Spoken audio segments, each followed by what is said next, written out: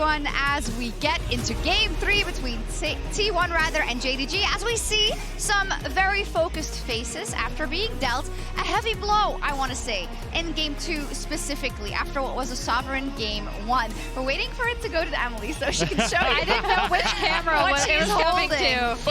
Yeah, I mean, enough said, right? The Kalista is pretty strong. Yeah, and this is a pick that historically, and I know Chronicler brought it up before Game 1, right? You do not give this to Ruler even when it's been out of meta. She is not a champion that you put in his hands. And I loved this Kalista Senna lane coming out of JDG. I thought they played it really well. Yeah, I think they're absolutely incredible. And again, like, there's only been a handful of teams that the Kalistas worked really well with, and even in this opportunity it looked a little bit slow on the get-go, because at the start it was like, okay, we're not really getting the opportunity to push out in lane because we're up against the double 80 carries, we're not getting the chance to play for the early dragons, even the Rift Heralds aren't being contested by T1, but they still managed to make it work. I mean, we can pull up the draft because we were talking, you know, when the draft was happening in this game, that this is really JDG kind of trying to fight fire with fire and play T1 style that they have been so well known for, and we were all feeling, all right, if JDG lose this one, it's a sweep. Right? Yeah. Because if you go right at T1, if you lose on blue side after having picked red side and lost there, then it's like, well, where do you go from here? But they were able to perform to such a high degree. And we are just seeing the continuation of more and more and more bot lane picks. There's just more places that people can go. And I want to continue to see that innovation throughout the series. And two big things happened after this draft, right? So obviously they set up for 369 to pick the Cassante in this matchup. But then they also had the Kalista Senna lane going into this Kate Ashe lane, right? And while they did get pushed back and Caitlyn and Ashe did get more turrets, we talked about how you want to play this Caitlyn and Ashe out, and you want to rotate them around to take turrets. Well, guess what? JDG actually had all 3 outer turrets down significantly before T1, and it came off of the Cassante pick and feeding 369. Yeah, in the mid lane, Ori was doing well, Cassante was doing incredibly well, and Azale, you very early on in the game said, well, how are you going to play out this team fight now as T1? Why was that? Exactly. So we can, I have a little telestrator, we can talk about it in the midst of that. But basically I felt that the Vi and the Ori can put a ton of pressure onto the Azir, and then the Ghost Cassante, who they put all this gold into, is just going to make it a nightmare for this double 80 carry bot lane. 369's job is going to be to pressure these guys out. He's stacking armor. He's not going to worry about the MR. So whenever we are ready for this telestrator, we'll jump on into that. But this is going to be just highlighting how quickly JDG are able to punish on these plays. We can see, to start this off, T1 is going to be looking for a pick. Zeus is moving up, Zeus, excuse me. And so T1 are going to be looking for a pick here. Because 369 is bot lane, he's actually showing there. So I'm going to roll forward. And as we do, we can see T1 are going to step up and are going to be looking for this engage. And as Keria is trying to move into position here to look for an Ashe arrow, we're going to see that Knight is just hiding out in this brush on the side. And as he steps forward, the Ashe arrow lands, but Knight has been lying in wait on the side here and is able to catch a shockwave right in onto Keria. Zeus is moving in, but as soon as this engage kind of flubs, we're going to see the immediate TP coming in from 369. There's the TP right in the back. You can see that Ruler has already used his ulti to actually pull Missing out to safety, has pulled down below that ulti that's coming in from the Maokai, and then they're going to look for the re-engage. And now it's onto Kanavi. Immediate targeting onto Gumayusi. Everyone piles in on top of him. They're going to be able to eliminate him immediately, and then watch the target selection from 369. He knows from here, if you're going to be able to kill off Oner, you take Baron. You can get so much more than this. So the Ghost is popped. He's running straight back. Gets the angle onto Oner here as he's slowed up by Kanavi, all out, pulls him over the wall. They're able to pick him off. Knight is able to flash out and survive. And it's just that killer instinct that they have to punish you when you misstep. When T1 is the one looking for the fight, it's JDG that are so clinical about how they punish. And that's something that they've been known for this entire year, right? You cannot give them an inch. And now we are going to cover picks and bans in just a little bit on the desk as well. I just want to say that it's T1 that has elected to go over to the blue side. That does allow me to also bring up another talking point, which is Missing on the Senna. Only the second time that he's played it in his career. The first one was all the way back in 2020, but we were very impressed. I was massively impressed with how Missing played this. He was so good at, one, getting the health in the lane to make sure that you're going to be all good. Yeah, I mean, towards the end of the game, he was like 5-1 and 11. This guy was an absolute beast. And I think it was, one, the control that they had in the bot lane as well, because a lot of the engages that were trying to happen, it would be a slow and a W that's coming in to prevent a lot of the follow-up. Then when we got towards team fights, he was so good at trying to keep Kanavi alive as he's diving into the back line. But even the damage, like the fight at Baron where FLICKR tries to turn it around, there's a moment where Keria is trying to set up to work with FLICKR, and Missing goes forward. He pops Keria and then separates FLICKR from the rest of the team, and they're able to shut down that play. He was so good at understanding his role across the back of this, of how far he needs to play forward versus how much he needs to keep his team alive. Exactly, and I think they played it out really well, because when you're playing against these Caitlyn lanes, you don't have to beat it, you just have to neutralize it. You just have to slow it down, because if the Caitlyn makes one mistake, dies one time, it can all fall apart. Yeah, and I think as we see draft coming in, Ori is actually getting banned out by JDG as well as the Rumble. But yeah, Missing, I mean, we talked about how Rakan has been super high prio. We were wondering, because he was allowed to get Rakan in all those games, what he was going to come up with. And I thought his Senna game was great. 100% kill participation too. Yeah, I think that's kind of the story of this, is that we're not seeing Missing playing towards those regular champs that we expect. It is a case of him going towards things like the Senna and still showing that also JDG have more to show, which is why T1 elected onto blue side. We'll have to see what that first pick is going to be. Something that we've been talking about a lot is the priority on the Vi versus that of the Wukong. And I think especially when you are playing into these double marksman bot lanes, if you can go towards something like the Wukong, such a strong team fighter, you really can punish. With Kalista up and available, you basically have to take it as a denial to Ruler. So you're throwing down the gauntlet here, and I'm going to be so interested to see if it is going to be a ranged pairing for T1 alongside this, and are JDG going to be matching fire with fire? Is it just going to be Ashe Caitlyn? Is it going to be Ashe Varus? Because it feels like then that demands Keria plays a range support to be able to keep that dominance in bot lane. I do want to throw out, I don't know if they'll do it, but Keria has played Kalista support before. So this is another thing that you do have to keep in mind when you're looking at this T1 draft. It's the Varus that comes out. Also something we've seen from the other side, a case of everything you can do, I can do it better, question mark? Well, I think that's the case. I mean, you heard Emily talk about it earlier. Missing was amazing on this Ashe in the throughout summer, and I think this is where, throughout spring. And I think this is something where you can just go back to that style, look to punish the 2v2. I think the only thing is we'll probably see Keria go towards something like the Caitlyn. We saw this as an answer yesterday. We can go the Caitlyn and the Kalista and do very well against this exact draft that we're seeing at the moment. Yeah, and I do want to call out Varus as well as something that we've seen Ruler excel on. He's very, very comfortable with this pick. So I like the Ashe Varus lane coming out of JDG here. I just really want to see hard engage drafted. If you're not going to play from your support, I want AoE hard engage from the teams to punish these double range bot lanes. I do think Rell fits the bill. I think Wukong fits the bill. I think Orianna obviously is banned out, but there's other things that can pair alongside that can really put pressure, because these lanes are so strong in the 2v2, but when it comes time to 5v5, Azir I really like. Rell to have the initial engage. These are 2 ADs without dash. You have that start. You have that follow-up there from the Azir, and it's something that can put pressure on them. So as long as they can now draft from blue side a strong 2v2, a support that is going to be really powerful for Keria to keep them relevant in the lane, I think they're going to be set up really well. Relevant?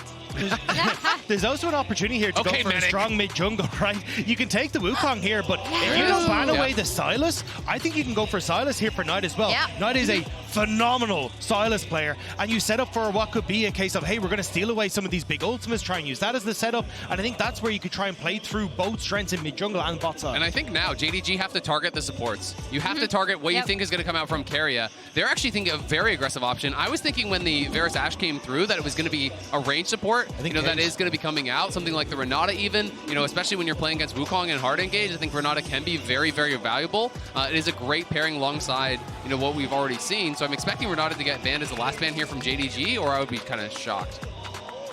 Yeah, and it's interesting that this is the game that JDG are pulling out the Wukong for Kanavi, right? Because we did talk about the Vi in the first 2 games. I like this way more. Those were Wukong angles for JDG as well. The 3 of us were talking behind the scenes.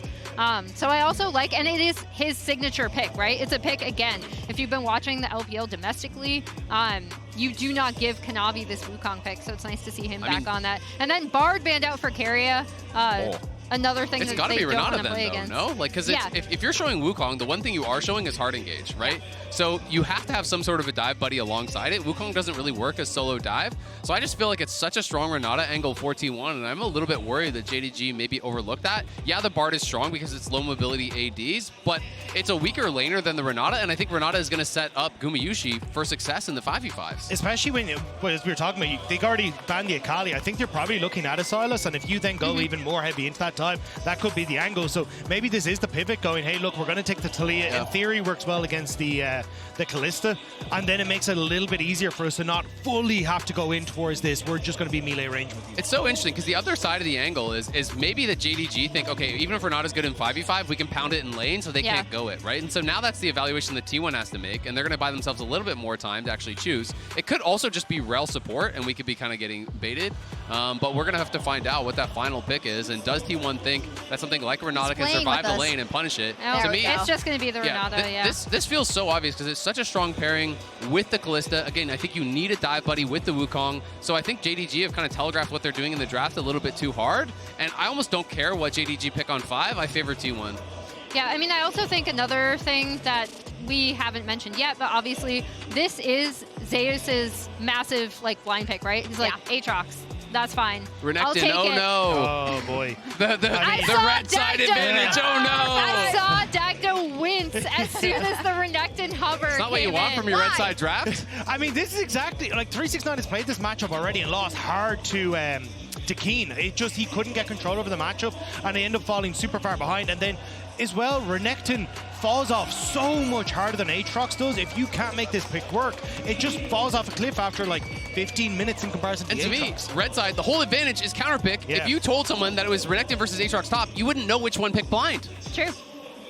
Okay, so we have Azale who's heavily favoring T1. He doesn't even care about the top. I don't care. Emily, do you agree? Well, I like a lot of the answers that T1 have. I'm also really curious to see what they'll do level 1. Okay, let's see. I think a huge portion of this game depends on Knight. If you can try and separate out these team fights, that could be an angle for them to actually try and attack. Otherwise, yeah, I think T1 are in a really good spot. All right, let's see if blue side continues to reign supreme or if JDG break that trend back to the casters.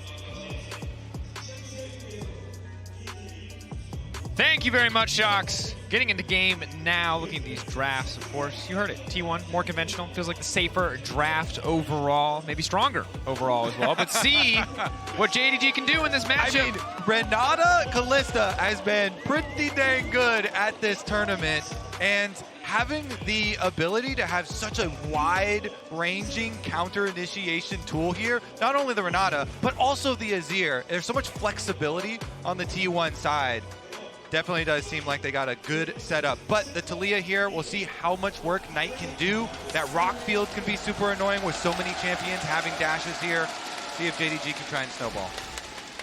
And what I want to highlight as well is that we have already seen the blueprint for what a win of both of these two teams like. I think T1 are always going to look for early leads, whereas JDG are looking for the mid-game fight. And you can look to connect your League of Legends account with Prime Gaming to grab the exclusive Braum W emote.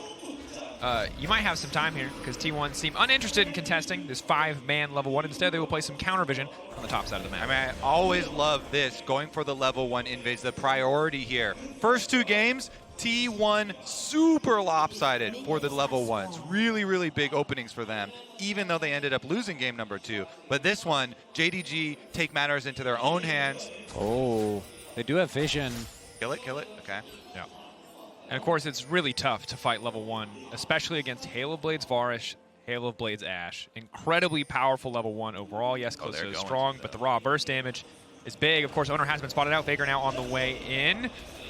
The call has been made. Potential 5v5 in the brush. Oner being chunked down here. The top laners will lane, but everyone else here. I don't think you can do this really as T1 unless there's massive damage sustained from the red buff, because Taliyah is so good level 1 also.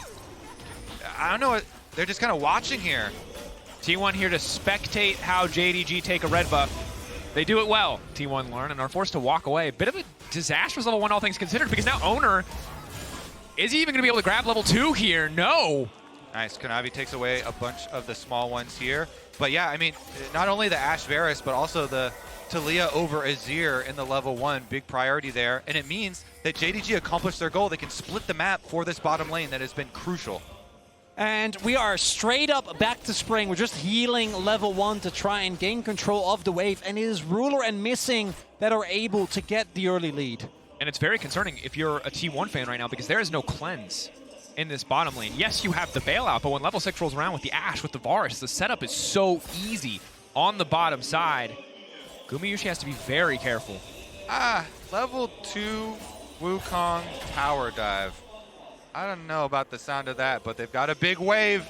T1 are still level 1. Can Guma and Keria try and snipe some minions to get level 2? Trying as quickly as they can to lock down some of these to level 2 now going in. Kanavi, good damage down onto Guma. Ruler flashing out of safety, ticking and burning, but he will stay standing. Missing! Gets taken down! Keria!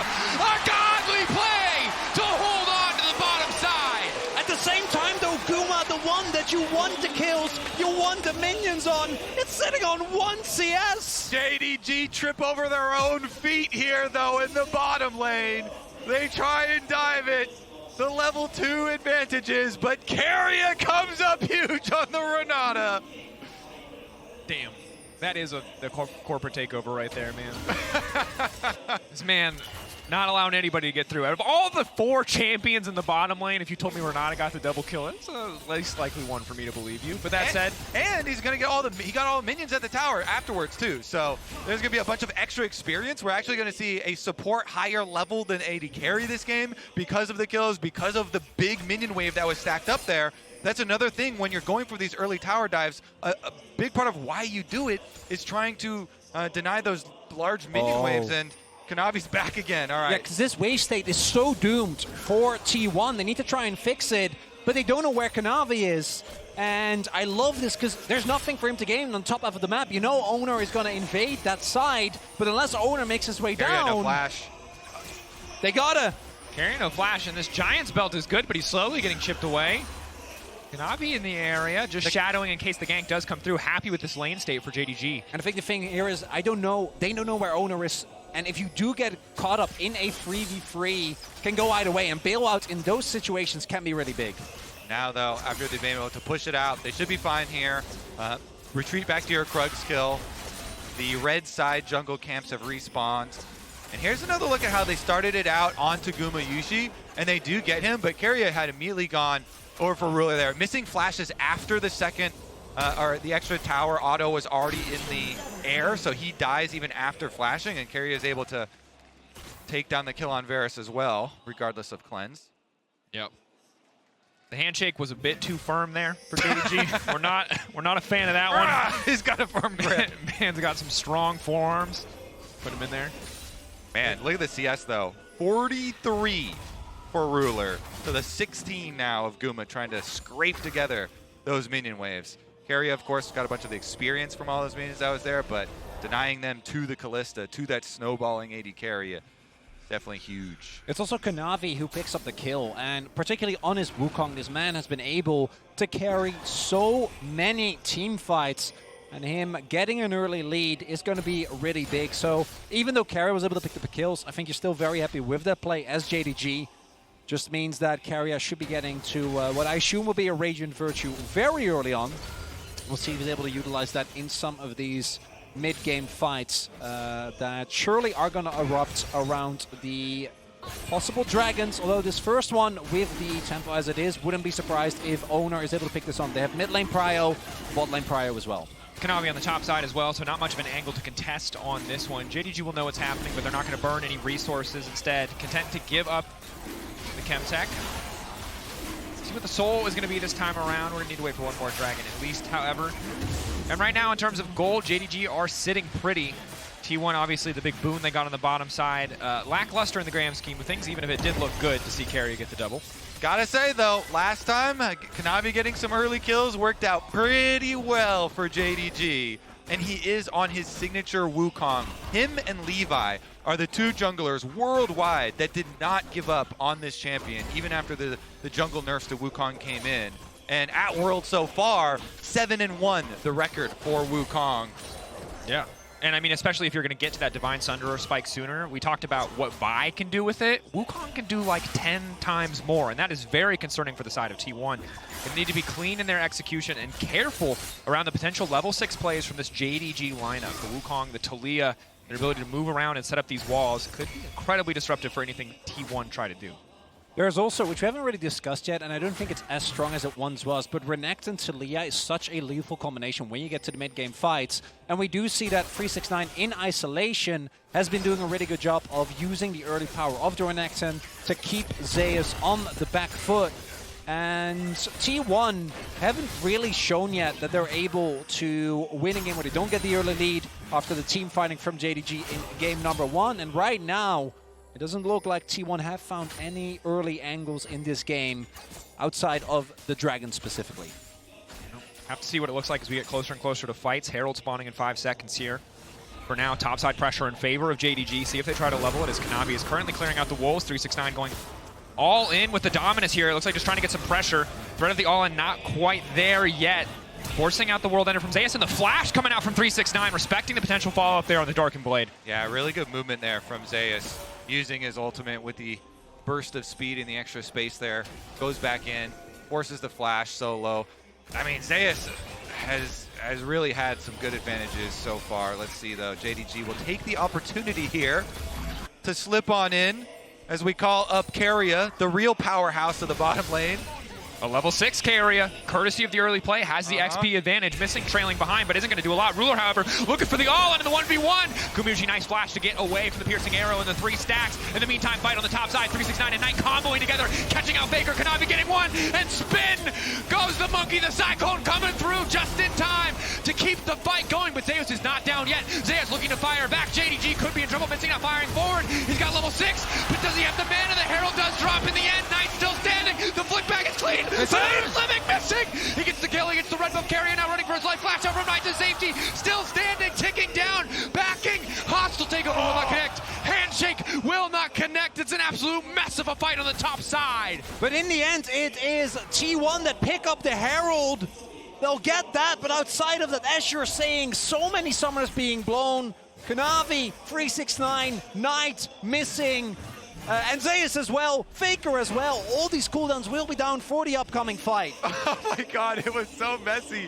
And Keria was holding his spells for so long just for the ultimate and the handshake at the very end not to even connect there. He did pick up the kill for T1, and he picked up the Eyeball Herald, though. And he's got a bounty on his head now, 300 gold on the back of that support player. This is lore-accurate Renata that we're seeing here for Keria, bringing in all the gold for himself. But if we look at this fight, it starts off with FLICKR already getting blown up by that Taliyah and Renekton combo.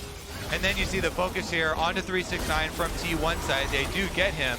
As they're trying to chase him off here, Keria still holding his ultimate. They feel like they've got Kanavi dead to rights. They pop the Herald here. Oner's able to grab that one before he goes down. And then Keria can actually go pick up the eyeball even with the red buff missing in his face. Ooh, Knight actually barely surviving and his flash gone as well. And it's actually the smite on the Herald that gives Oner the level up, which allows him to then Magnet Storm and stay alive for a little bit longer. Otherwise, that could have gone way worse. But it is still JDG that pick up the lead right now. Zeus doesn't have flash available, and Kanavi going to be looking for a dive here. No reinforcement for T1. Ulti up and available for the Wukong. Waiting, buying his time. Extra healing coming in, but Zeus is going to get a chance to use it, holding on for now. But immediately 369 finding the kill. JDG a successful dive on top. All right, what is going to be the answer on the bottom side of the map? They send Rell down there, but look, JDG have already pulled their bottom lane all the way back from the tower. They had the controller in there in the jungle to see them come for the invade as well. As Dragon is spawning, JDG are getting turret plates on top side. There's also Knight who already rotated over, knowing that a dive could be in the works. But with Taliyah shadowing towards that side, can't actually do it. So T1 will get a Drake, but they're paying so heavily for it. And JDG do have an Ashe arrow angle plus a Varus ultimate, but looks like they don't want to do it without Kanavi having his ultimate available for the Wukong. So they'll give up the objective in exchange for the huge bounty of gold on top side. So many turret plates taken off of that dive. And the thing we have to keep our eye on now is where is this Herald going to go? In the back pocket of Keria, not ideal. He's not going to be able to move between every lane in the same way that Oner would, but might shift his attention to the top side of the map as he starts to wander up there now. Oner coming in tow right behind him. Might try to break the top lane matchup open. And Zeus, some incredibly dominant performances on this Aatrox in the quarterfinals, continuing to go for the lethality route. His bread and butter, see what he can get done. It's also, again, Kanavi having such a big impact and utilizing these early kills extremely well. This is a level 10 Renekton. Doesn't have dominance, but does have Gore Drinker available. And Kanavi's on his way. I really feel like Wukong has been the most underrated pick at Worlds so far. T1 are going to go for the dive. Kanavi's going to try and answer. TP now coming in, 369 staying alive for now. No dominance. The Gore Drinker healing now coming in, but Zeus Zeus goes in just in time. Hostile takeover will not connect on the real Kanavi. They're still focusing on Zeus. The bailout will not be enough. And they'll say, kill Kanavi, not quite. Shattering Strike. A bit more damage going through, but at the end of the day, it's Fizzle. They get the kill on the top side, 1-for-1, top laner for top laner, but it's missing, and Ruler looking to extend their lead on the bottom side. Herald now dropped, trying to give gold to FLICKR. And they do spot Kanavi there. FLICKR should be able to, at the very least, benefit from some of the gold that is going to come through here. But it's still JDG who are able to get this bot side lead and make it even bigger. Look at the gold lead here. We're looking at almost 1K advantage for Ruler. Well-executed defense on the top side for JDG. A character down, and they still get the 1-for-1 trade, plus allow for the extra money here. And remember that coming into today, JDG were the only team in the top 4 with an average gold deficit at 15 minutes in the game. They were not a powerhouse landing team, but today the story's starting to change. And we can see T1 going for the play here is missing, throws out the arrow, and we can see how this unfolds. And it is actually the arrow that ends up being big, because Zeus otherwise can just get out there, might be able to survive, and then T1 can take a big win, then use their threat and try and play for a Herald play afterwards, but instead, they're not able to take down Kanavi. They don't get the bailout resets, and it's JDG that gets out ahead. A really good Kanavi clone there. Kanavi now going in, the arrow just around the corner. The Varus ult's going to be there as well. Keep your eyes on Ruler. Where is he going to throw it? Oner trying to break the play out. Guma keeping his support alive. Does not want to give over the 3-0 shutdown to the side of JDG, but JDG keeping the pressure up, keeping their eyes on the tower. Will focus down that objective. Yep, the damage is enough for them to take down the tower. Kanavi invested his ult, he invested his flash to escape, not give over the extra kill. Their counter jungling is also successful. They are on a roll here. JDG taking over. And after how game number 2 went, it's hard to imagine how T1 can stand up to this team fighting power. The early game has been exceptional, but particularly with a composition where you have the Kalista, that is, as we see here in the lane economy snapshot, 900 gold behind. It becomes so hard to play out these mid to late game fights, and the only gold is on Keria, which, you know, he's going to feel great about, but T1 as a whole, not so much. And we start to feel, again, this game kind of slipping away as we get to the fight at Herald. And crucial that T1 have been able to grab the first 2 Drakes. They have not gotten nothing in the early game. Getting a third, moving up to Soul Point on a Cloud Soul, feel pretty good. But I don't think JDG are going to give them an angle. They're so far ahead now, they don't have to concede much. Of course, not in a great position. Yeah, I was going to say, not in a great position to contest this Herald. And that's why I didn't say concede nothing. I said concede much, because they will have to give that one up. See if the same is true of the Drake, Mr. Laffy. Yeah, who's laughing when JDG come to town? Honestly, I want to see about the monkey on the top side here, because Kanavi's going for a lane gank. Was he just covering a possible play here? Because they did get Rift Herald alert, so they know, and it's kind of just allowing for the possible play here to counter. As Ruler snipes that, I think, snipes the scuttle away from Oner, not able to pick that one up. That actually is going to be really big, because in 40 seconds, T1 have a basically must-win fight where they set themselves up for Soul Point. It allows you to play towards the top half of the map with much more freedom, allows you to give up maybe a dragon so that Zeus can get an inner and get back in a position where he can actually threaten the backline of JDG. We'll see if T1 is able to get the fight, because if you look at the cooldowns that are available on JDG, it becomes really, really hard to consistently lock someone down, even with the power that Rell has. I want to see, since T1 have been able to get early access into the river here, Renata can shine. If you get an ultimate, you can cover either one of these entrances into the river, and JDG right now are funneling on through. They're going to be forced into one of these kind of confined areas. Ruler zoned away from this choke point here, has a bit of vision just to spot out the T1 lineup. T1 now trying to take control of the mid lane. JDG have pushed in through the bottom lane. Zeus clearing that wave out, but the poke from Ruler are going to start to hurt if they take too long. Need to pick their moment aggressively.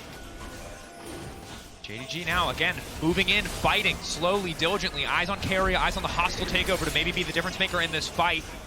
Zeus on the flank, FLICKR over the wall. Objective getting lower and lower. The Weaver's wall coming out, isolating Oner. Might go for the 50-50, but it's absolutely Psycho flashes over the arrow. FLICKR goes in! It's incredibly clean. JDG with the counter punch. Can they get anything back? Ruler untouched on the backside. Dragon still standing, but Oner will take that away too. My God, what an engage from T1! Oner, you magnificent Christ, what in the world? He makes the engage happen and he secures the Dragon T1. Whoa! My favorite story about Oner too is that his name is actually Oner because he has so much pride in being on T1. Oner, Zeus, and Gumayusi, they came up, all of them, through the T1 system. Rookies and Academy, all the way to the main roster, and look at this, all the way to the world stage, over the Ashe arrow. Him and FLICKR get the double initiation and wipe those JDG members off the map. And we see the value of the Renata come through yet again. There is no counterpunch for JDG. Not able to actually re-engage there. Can't assist Kanavi as he tries to get on the back line. And now, gold almost equalized here. You can see Busan come alive. No surprise to say that T1 are the local favorites here. The gold within touching distance. And now T1 have set themselves up on Soul Point, a crucial fight. Just getting the Dragon would have been good enough, but they take the whole thing. They even up the gold and suddenly got quite the game on our hands. This series is so fun. These team fights are so good from both sides. Last game, JDG pulling out some miraculous moves, some clean movement from Ruler. This one though, man, that engage over the top. FLICKR and Oner from different angles. And I think big for Oner. After kind of a lackluster game too, in a game where Kanavi is pulling further and further ahead. Individually though, he's still quite weak. 369 slices. He'll get no dice. And he'll be forced to walk out of this one. Good patience from Oner. The juke, the sense they know the danger is there. He jukes him back. Can STP. Lock up there. Keria taking a big chunk of damage. Red buff taken away this time by Oner. See who else on T1 wants to go for this one. T1 regaining their composure after a pretty difficult early game. Knight will take a tower on the top side of the map. JDG holding on to a gold lead, but T1 feeling a lot more confident coming into the next Dragon fight, 2.5 minutes away. Baron spawning in 4 seconds. Both sides take it pretty quick, although the lethality Varus actually puts a pretty big damper on any hopes JDG has for bursting it down. And, oh, Zeus? Going in on a Ruler. Ruler caught shopping! Oh no! And he gets the dust blade. It's too damn clean. Kanavi trying to get something back, but it might be too little. Too late. The flick back coming in.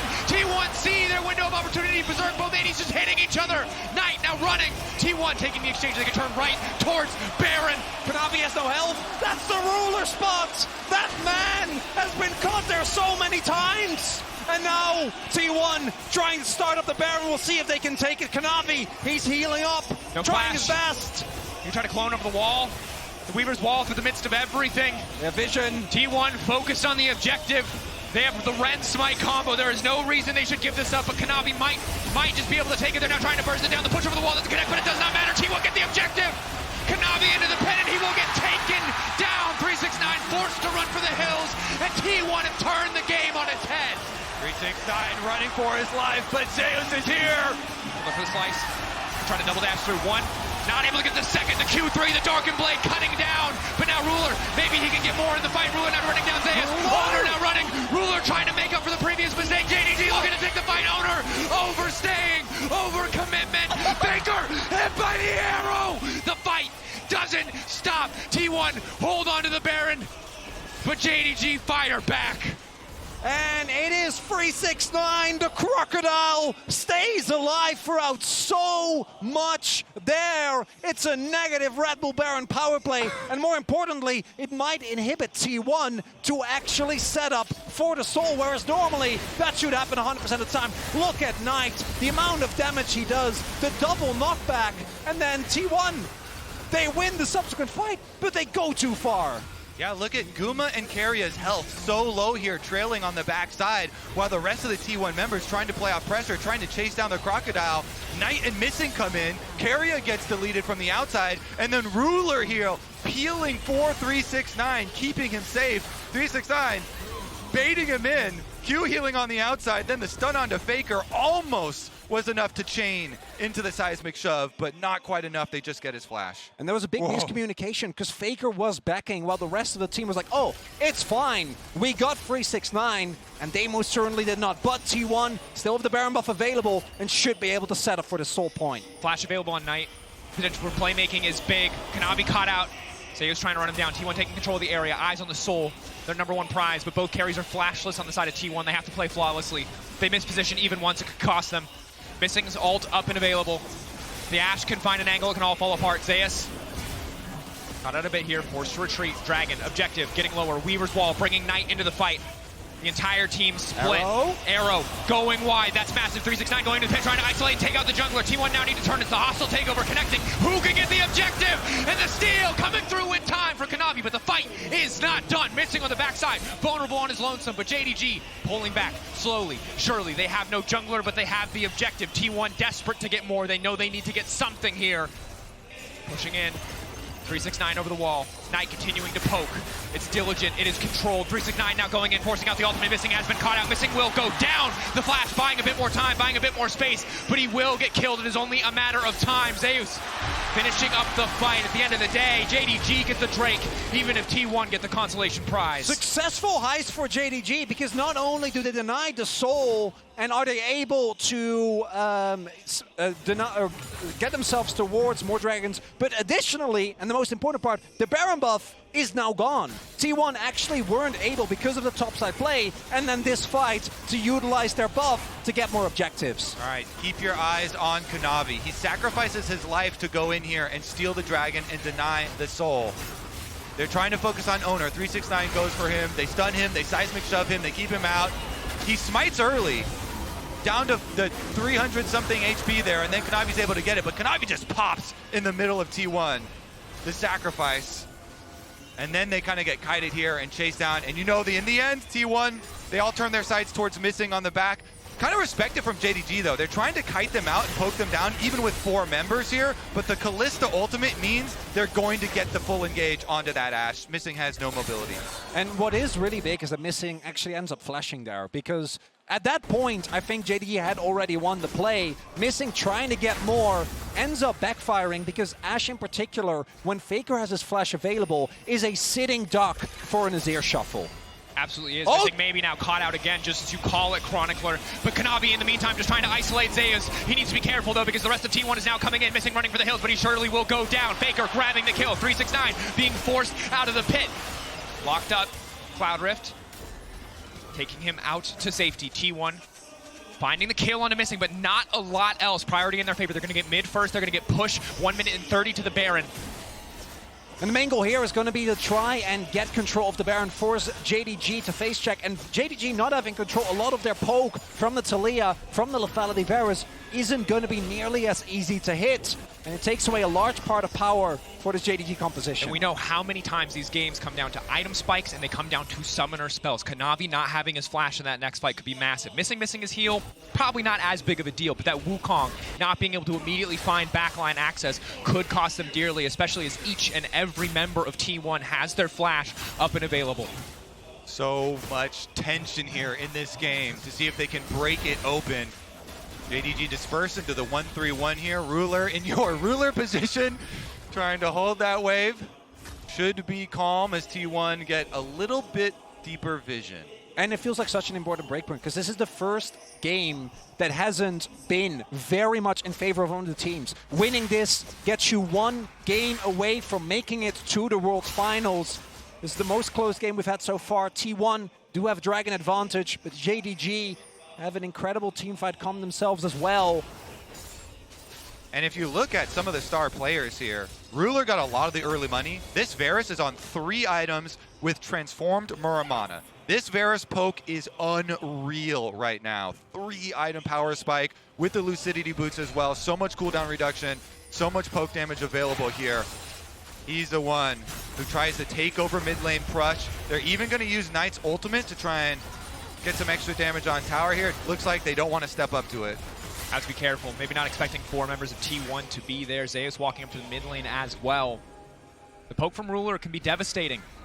T1 can't spend too long trading blows in the mid lane against this Varus, or too long setting up and taking objectives. Topside control, topside vision control in favor of T1. A bit of vision in the pit means JDG don't have to be too scared, but they might be fishing for the angle. Arrow going onto the jungler. Flick back is there, looking to burst Oner, looking to taste him out of the equation. The pullback is there for Guma. He will keep Keria alive. Fate's call. But it's the fate of T1 to lose this Baron. Zeus playing on the edge here. Step forward. Darkened Blade, Q2 coming out. Just a bit of poke though. JDG looking to take control of the area, but they don't quite have all the vision that they need to walk in. Oh, Zeus is on the watch. They can take him down. Zeus spotted 369 early ultimate to get the Fury up. Knight going over the wall. The flick back flashed away, but Zeus is certainly dead. The rest of T1 now trying to move into the jungle to compensate, but missing, zoning them off as best he can. Zeus, the blast cone, not enough. Back into the midst of the team, and he will get taken down. Ruler now on a rampage. And that may be the angle that they're looking for. Dragon, though, are they going to try and trade Baron for Dragon Soul? They've got Kalista. Looks They're going to like try it. and rend it. Gumayusi's going to try and rend this Dragon. They're going to try and get Cloud Soul in exchange for the Baron buff. And the immediate win gonna be there for JDG. We know how deadly this team is when they get their hands on a Baron. T1 starts off with missing, finding the arrow onto Oner, ends up going down, and it snowballs from there. The vision control pivotal there, because if Zeus goes unmatched and JDG start that up, it might have been another play entirely. The JDG able to pull out, at least on the short term.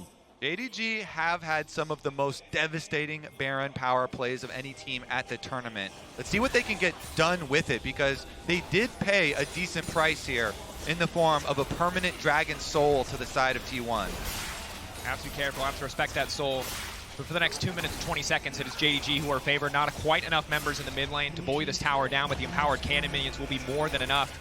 And again, eyes on Ruler! Kuma forced to flash. Clean arrows from missing this game.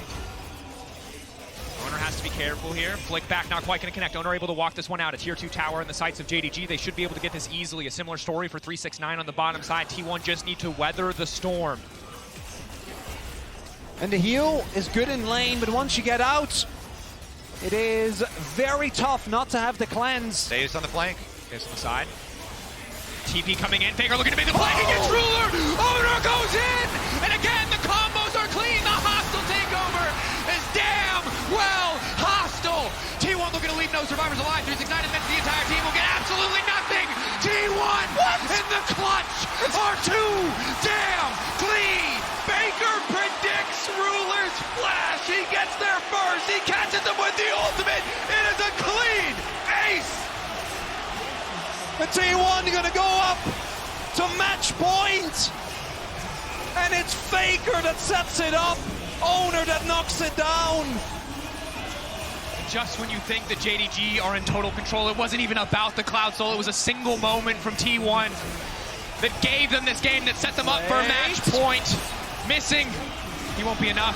T1 gonna break the base. T1 gonna move on to match point. A clean fight out of nowhere secures them their second game.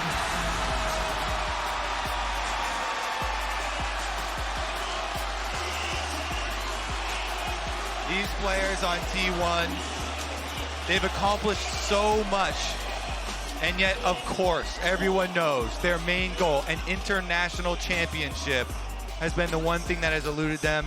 They've talked about in interviews, this might be the last year that they stay together, with so many of them being career T1 players. To be one step away from reaching another finals is huge. An incredible game from T1, and what a confidence-inspiring moment to turn it back just when it might have been lost. And T1 now moving on to match point after the break. But first, let's have a look at some of the behind-the-scenes footage of our daily teases, thanks to the Oppo Cam.